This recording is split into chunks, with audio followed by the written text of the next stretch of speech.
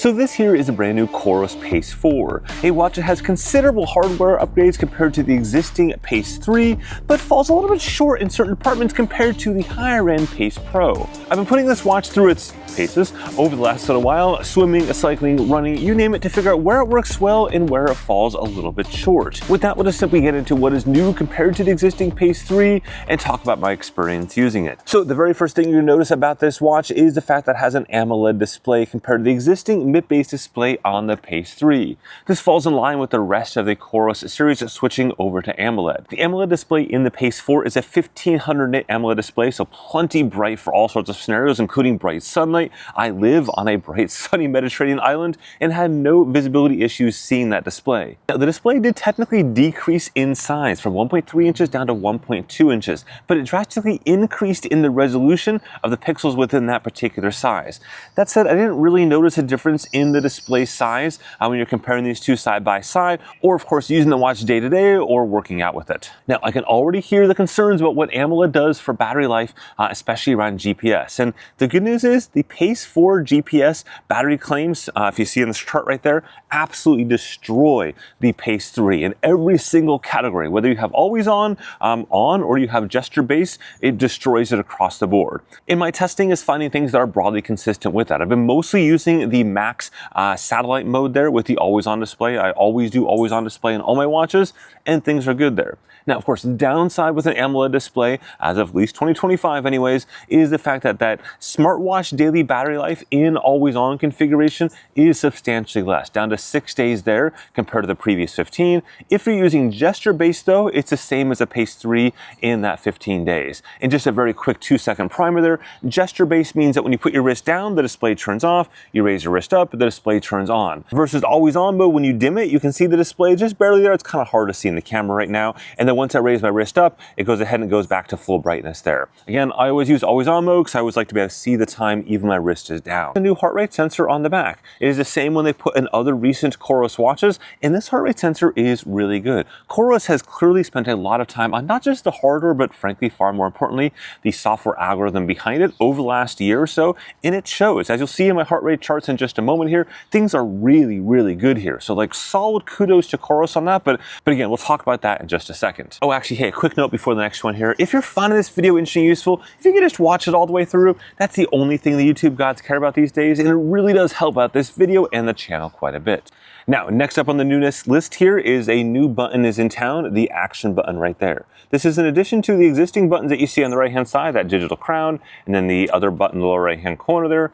We saw COROS add the action button to the Nomad back this past summer, as well as to the Apex 4 back last month or so. And my both complaints as well as happiness about this button extend to this watch as well. I appreciate that COROS did a ton of good work having customization of the action button in sport modes, but they forgot about it for the rest of the modes. So that means when I press this button any other time of the day, like right now, nothing happens. It does not action. Action button, you had one job. To action. And there's no way to customize that at this point in time. COROS back in August said they were going to add some customization to the action button.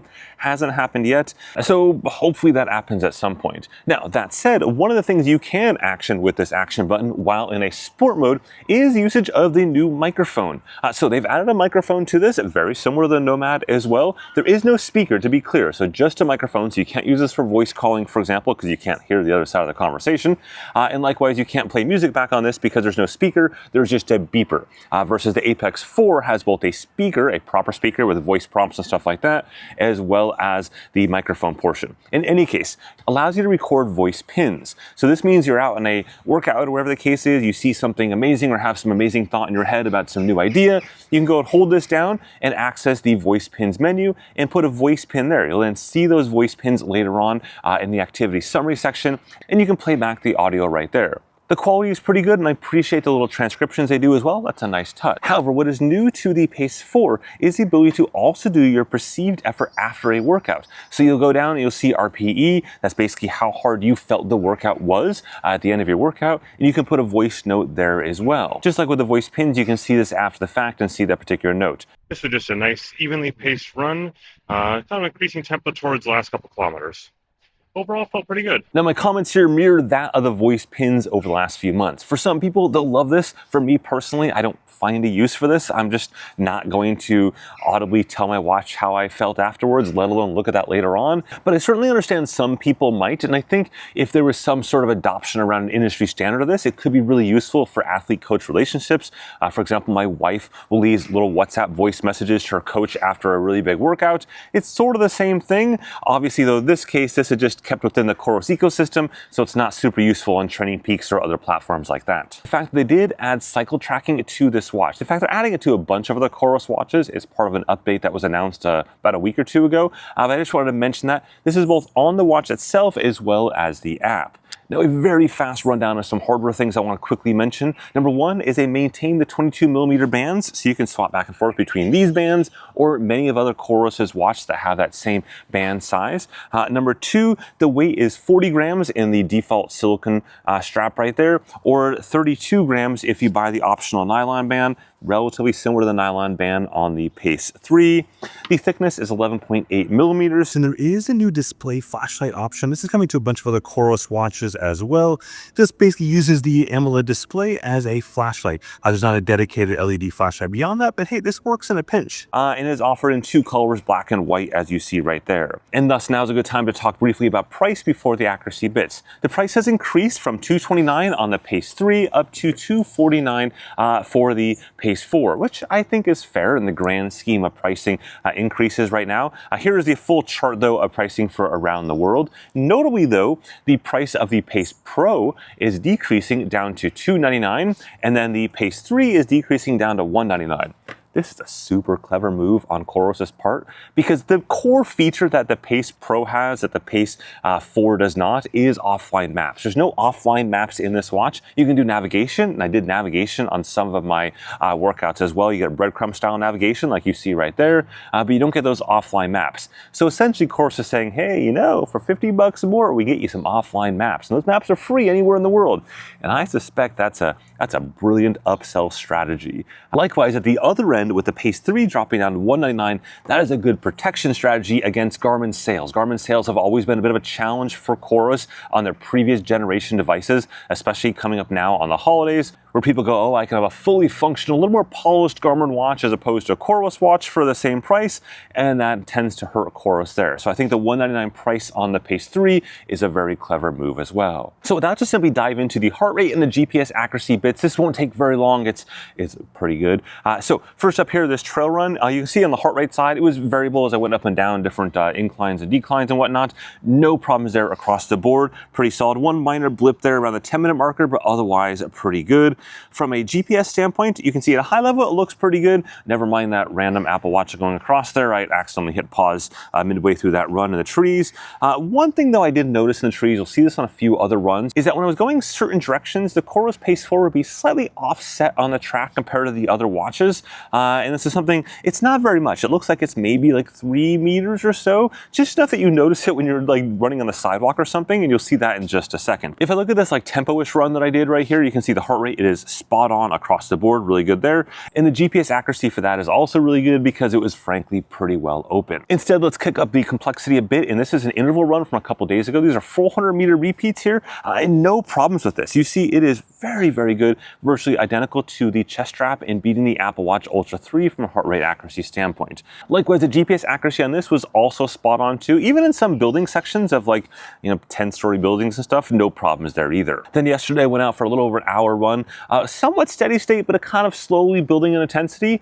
Again, perfectly solid across the board there. And then the GPS track, I was just going back and forth for the fun of it. Also pretty good. But again, remember that little slight offset I mentioned just a moment ago? You can see it here on this corner. In this case, both the Apple Watch and the COROS watch were actually incorrect. I was not running in the grass. And this corner is such a good example of this, where the Garmin was spot on where I actually was, because I, again, was not on the chain link fence in the grass.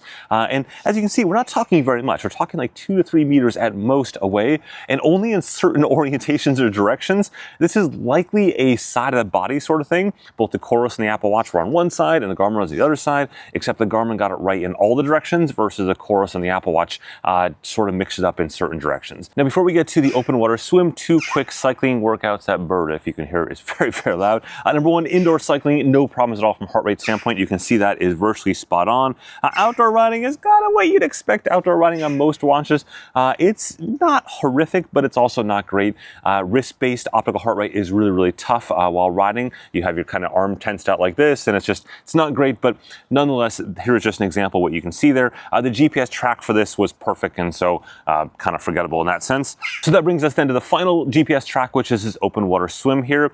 And you know, COROS has always had kind of a love-hate-ish relationship with open water swimming accuracy, and this is just kind of a meh accuracy. You can see it really cuts that upper corner there in the first portion of the swim, but it does pretty well the rest of the swim with only some minor corner cutting there. It's not COROS's best performance, but it's far from their worst performance, and COROS has a huge bucket of really bad open water swim performances, so it's nice to see that they're slowly improving across the board. Okay, so where do we stand overall? Well, just like with the Pace 3, I really like this little watch. I think they do a great job here at finding the compromises and the balance that they have to make to keep the price down.